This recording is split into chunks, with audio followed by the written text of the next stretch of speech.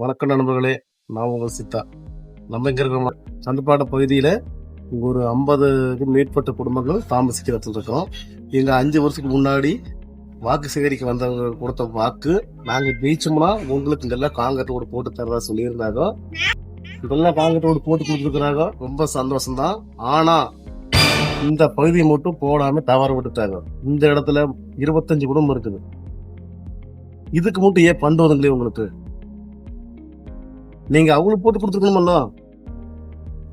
இந்த பகுதி மக்கள் வந்துட்டு இங்க ஏன் காங்கிரட் ரோடு போடலங்கிறத ஒரு கேள்வி.